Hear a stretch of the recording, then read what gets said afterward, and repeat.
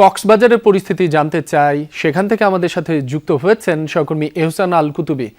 এহসান, বৃষ্টিপাতের পরিমাণ তো কমে এসেছে, তারপরও বেশ কিছু এলাকা এখনো প্লাবিত রয়েছে, সে সম্পর্কে একটু বিস্তারিত জানাবেন আমাদের। বৃষ্টিপাত রাতে থেকে একটু একটু বৃষ্টি হচ্ছে, তবে ভারী বৃষ্টি নয়, হালকা ও মাঝারি ধরনের বৃষ্টি হচ্ছে। এবং এটির কারণে কালকে সারাদিন যেহেতু বৃষ্টি কম ছিল এবং রাতেও তেমন বৃষ্টি হয়নি, এটির কারণে মূলত পানির যে উচ্চতা সেটি অনেকটা কমে আসছে।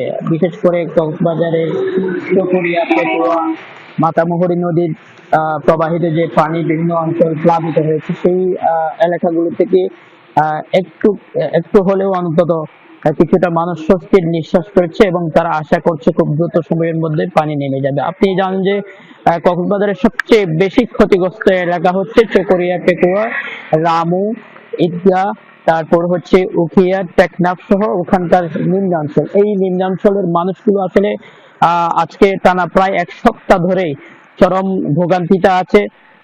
সবচেয়ে এখন যেটি বেশি দেখা যাচ্ছে সেটি হচ্ছে খাদ্য সংকট এবং সুপেয় পানির ব্যবস্থা না হওয়ায়, এবং অনেক জায়গায় আপনার নলকূপ ডুবে গেছে বা পানির নিচে। এই কারণে আসলে তারা সুপেয় পানি পাচ্ছে না এবং খাদ্য সংকট দেখা দিয়েছে। জেলা প্রশাসনের পক্ষ থেকেও আমরা দেখছি বিভিন্ন ভাবে তারা সহযোগিতা করছে, ত্রাণ তৎপরতা চালাচ্ছে এবং এর পাশাপাশি অন্যান্য বিভিন্ন স্বেচ্ছাসেবী সংস্থাগুলো সংগঠনগুলো আসছে। তবে আশা করা হচ্ছে আজকে যদি ভারী বৃষ্টি না হয়, পানি আরো অনেক কমে যাবে এবং মানুষ আস্তে ধীরে তাদের কাজে ফেরার একটা সুযোগ হবে। এহসান, আপনাকে ধন্যবাদ।